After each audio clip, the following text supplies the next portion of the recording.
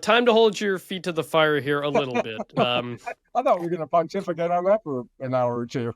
we started nice. So I called you and some others out in a column a couple weeks ago about Indiana and SMU.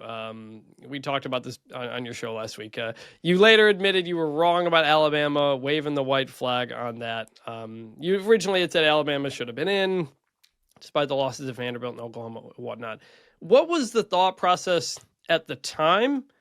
And how surprised were you with the way things ended up playing out and the response you got to some of those tweets and other things? Yeah, Chris, I'm and by the terms of my contract, I have to call for 6 SEC schools every year to be in the playoffs. Um, I genuinely believed Alabama was good enough. That was not just some SEC guy standing on a hill.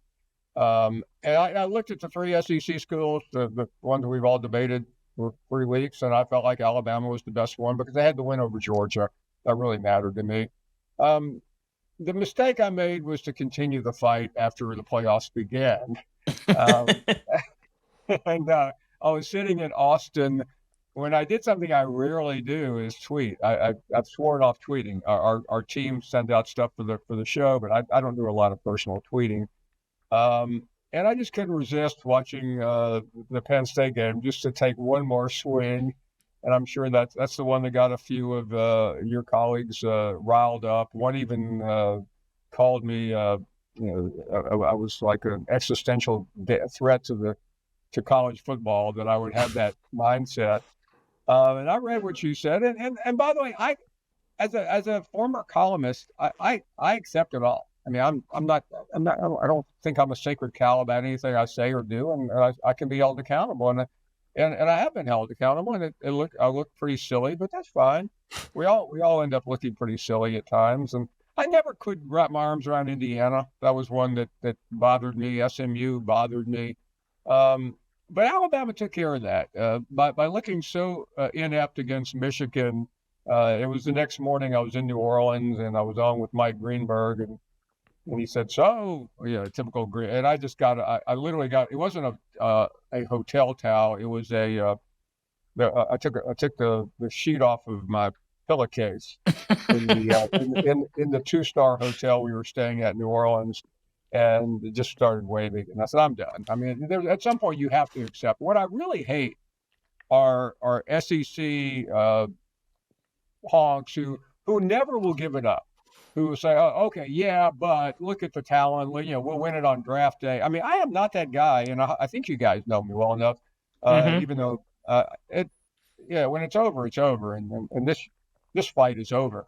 In my heart of hearts, Paul, and I think going back to Florida State last year and going back to Indiana this year, I actually agree with you in that, yeah, I think Alabama will, coming in, maybe that changes a little bit with how the games were played, but we're going to talk about how we felt on December 2nd or whatever.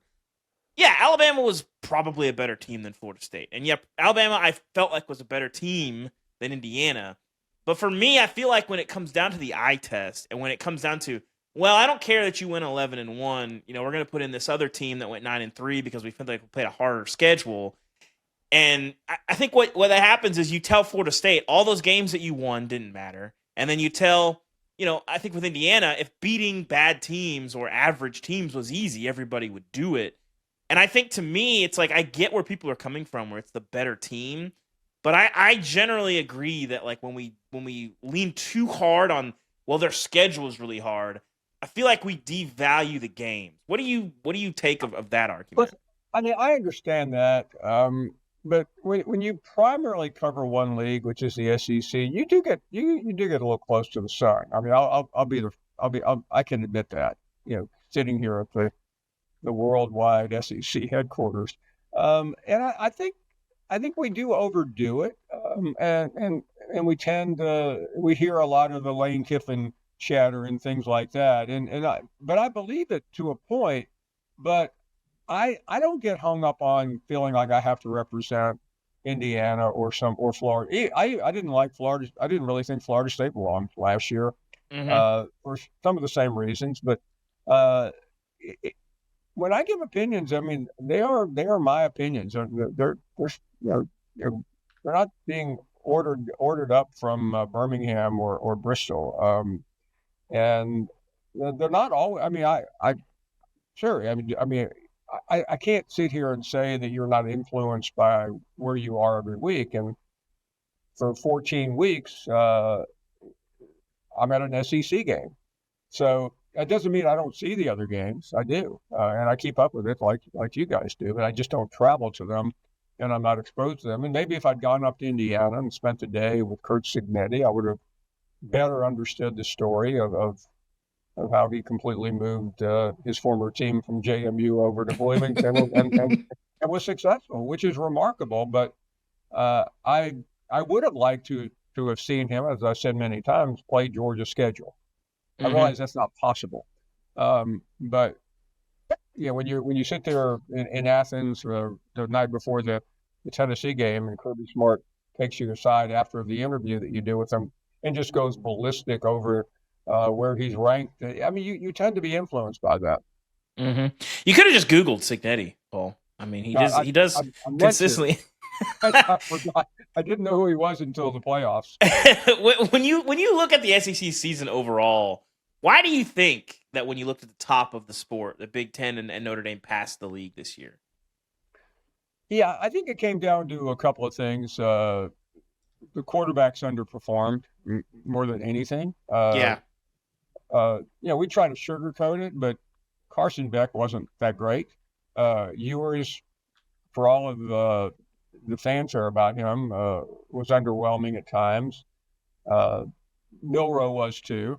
And I think those are the three schools that I went into the season probably with the highest hopes in terms of how they would end up. And, they were just, and they were just in it. Some of them, Georgia, I thought Georgia and Ohio State were the two best teams in the country in August. And Georgia was gritty, but they were never elite. And it was hard to look past that. You kept waiting. Are they going? And so then you tend to, it's a schedule. Well, I don't know. I mean, I don't know if it was the schedule. They may have lost to Ole Miss because of the schedule, but they were just. I just kept expecting more out of them. But this wasn't the same team that they were last year, and especially not the year before. Do you think, as it relates to quarterbacks and talent in general, that it's because of NIL and the portal that the SEC just kind of has less of it across the board, or at least the top of the SEC, when it's Alabama and Georgia used to hoard all the five-star talent. Now it's going elsewhere, and you have Caleb Downs going to Ohio State and stuff like that. Do you think that has ultimately hurt the SEC at the top?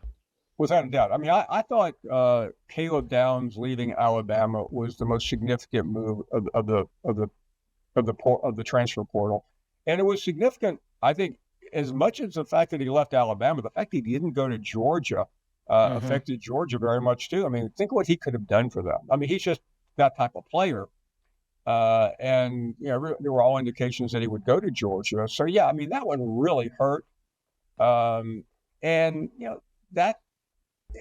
The Saban factor is always worth talking about, but Saban could see this, and it would have been really interesting. How much longer could Saban have been able to hold on to these guys? Because at some point, it really didn't matter who the coach was. I mean, they were going wherever they could grab the money. So I think that is the big difference. I mean, you look at the Georgia roster 2 years ago, the one that the first round of the NFL draft was just completely overwhelmed by, and the Alabama rosters of 15, 16, 17, 18. I mean, it's a different world because of that, and I think that's a big reason for where we are.